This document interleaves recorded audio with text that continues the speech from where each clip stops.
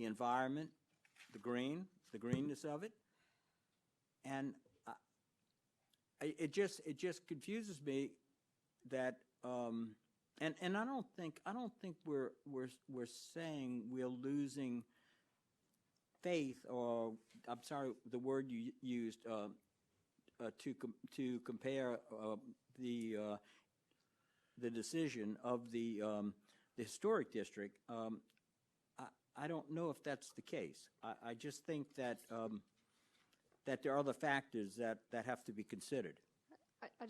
That's a separate inquiry, and I mean, Right. we really are bound to the standard of arbitrary and capricious. When we make our ruling and we'll have findings, that is what the court, if you appeal to 22nd, that's what the court will be looking at.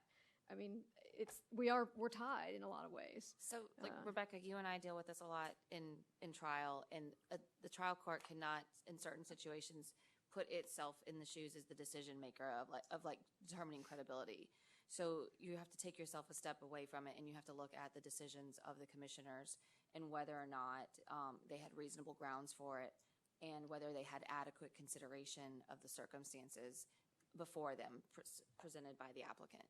So if you believe that they did not have reasonable grounds for making their determinations, then you can make that finding. So maybe we'll ask that question back to Kara. Did the historic district have reasonable grounds for the decision that was made? So the historic districts, again, they went before, the applicant went before design review. Design review is made up of 5 architects. They comment on the technical aspects of these applications. They discussed and go back and forth with the applicants on what they're willing to do. A lot of times in these situations, you know, Hardy can be put at different reveals. So they will ask them, hey, can you make the reveal smaller so that it looks similar? So and I agree we to had that. we had several iterations. I think we went to design review maybe twice. The consensus on that board was that this type of siding is a character defining feature of the structure, and they don't feel like it should be removed. We went in front of the Historic District Commission, and again, the Historic District Commission heard the case, and they had a unanimous decision that they did not feel that it was appropriate to remove the wood siding. And the historic district's ruling is consistent with other applications in the past? Yes. Tell me which ones. Who else have you denied? I am not. In Mandeville. I can go back and look, but I don't know that off the top of my head. But I do know that it is the significant structures and contributing structures. Just give me one. Do you know one home that you denied? I'm the first one. Rest a While does not have hardy plank. Okay, I own Rest a While. We do not have hardy plank. I want to keep this the way it's supposed to be and not have a big, fight back and forth. Because On the small building, I believe this hardy plank, Ms. McGuire. I may be wrong, but we got to I stay believe it is. focused on this case and what we are. But that's new construction. That's why. That's on the new construction, not on the old.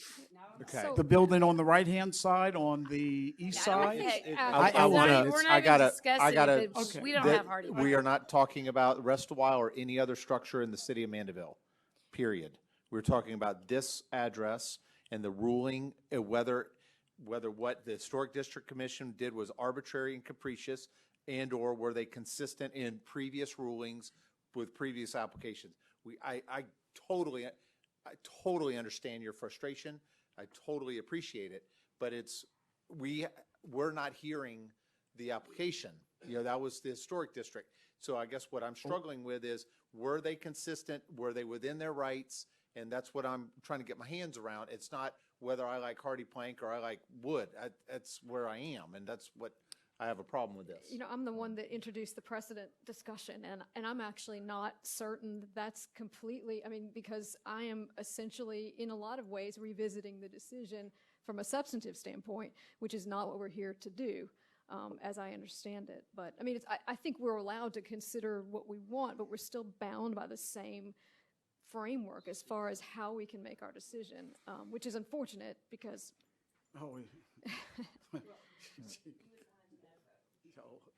Can I ask Well, a the precedent's Oh, very I'm sorry. important to me. But, you know, I just don't know that you can, I mean, there's no de novo review. We don't have, you're not allowed that under this, under our code.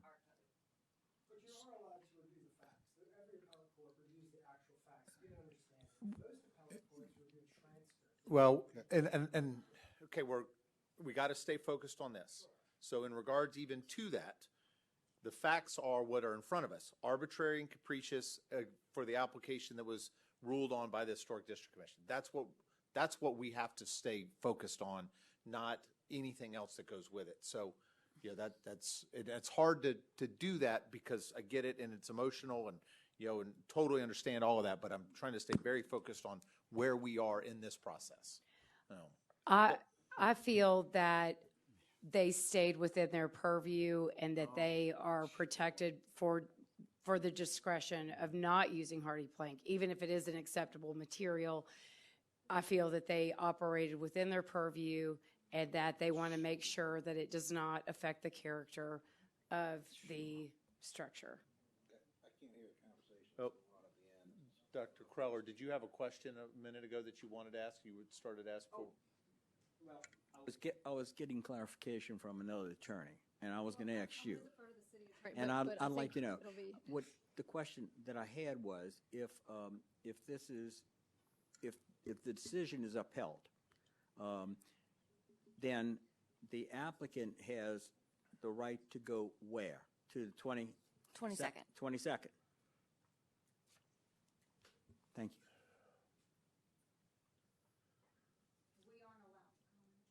you. Not public comment. It's got to be applicant and city, because that's really what the appeal is between the applicant and the city. Right. Do you realize that every new home that is not brick or stucco is built with hardy plank? And Yeah, y'all are gonna focus on my home that is not a historic home and tell me that I'm not gonna be able to change the rotted lumber on my home, and you want me to put this up?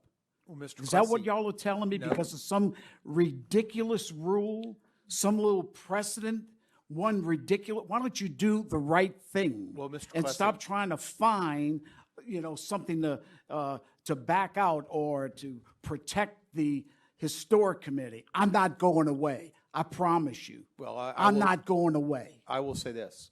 I'm not worried about, our focus has to be on the chloro. The chloro is an ordinance which has the force of law.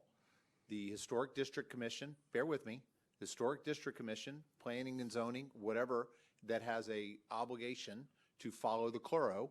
And if we felt that they did not follow the chloro in this regard, then that's a different dynamic. But that's what I'm asking Ms. Bartholomew. Did they follow the chloro? Was their ruling consistent with what the chloro allows or doesn't allow? That's what I think we're really discussing here. And that's what we have an obligation to follow the chloro, because it is an ordinance that kind of governs land use regulations. Yeah, a clear disregard I of the could chloro point section fingers all could rise to the level, And then that Of what sets we're a talking really about. bad precedent. certainly. I think there's some confusion in the appeal process, because I don't really feel that this is necessarily an appeal process. I mean, we're basically determining whether or not they were capricious, nefarious, were they fair, and were they just in making their decision. That's all we're supposed to be determining. I think we're getting caught up in, is hardy plank allowed under the chloro? That's actually not the question here. The question is, in this application, did they determine it to be against the appropriate standard? That whether or not And it's do allowed they under have the chloro doesn't make purview to any difference. say, Yes. So there's two different questions going on the table right now. Yes, Jill, there is one type, you're thinking of one type of a appeal where you're looking at the entire record, correct? And where your scope of review is limited to whether or not the decision of the commissioners was fair and just, and or if it was not fair and just, did it amount to? and do they have, and I want your attorney's opinion on this, do they have the discretion to say, yeah, we know it's an allowed material, but we don't feel it's right for this house. Yes, And so- they do. So under there the we go. Historic Preservation District's purview, they have multiple considerations that they're allowed to make, including whether or not it's appropriate for the particular design. That's what I wanted to know.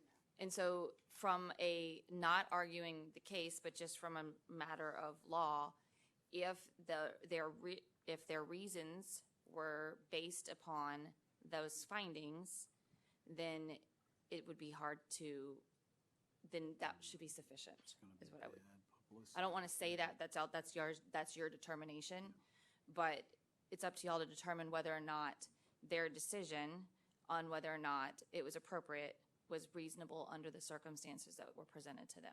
But they did operate under their purview, and they do have discretion as to what materials are used, even if those materials are allowed. Absolutely. Got it. Thank you. And then, Rebecca, I think that actually answered your question too, correct? I think that's a very good question, and I think that kind of, I mean, we're looking more at the methodology and were the right things considered, not getting into the substantive questions about what they might have determined one way or the other to make their decision. And this is an historic home. No. Yes, it's No. listed on our historic district survey, which is what actually we're about to redo this survey because we got a grant for it. But this in 2000, and Jeff, actually, might get you up here. When was the first survey done? 2008, and then we established the Historic District Commission, and then we did another survey of the structures within the district, and all those structures are rated between landmark, significant, contributing, non-contributing. So anything that's 50 years or older at the time was giving a rating like that, and this structure was built between 1920 and 1930, and therefore was given a rating of contributing. And again, the Historic District Commission only has purview over the exterior of the building, so anything that is changed on a contributing structure has to go in front of the commission. So they do have purview in the sense that any exterior changes to a contributing structure is required to come in front of them. Okay.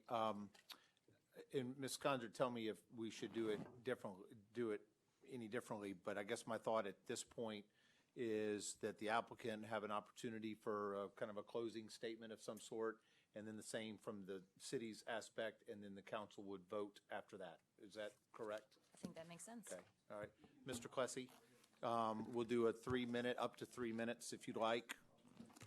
Mr. Klesse, is there a kind of a closing statement you would like to make in this case?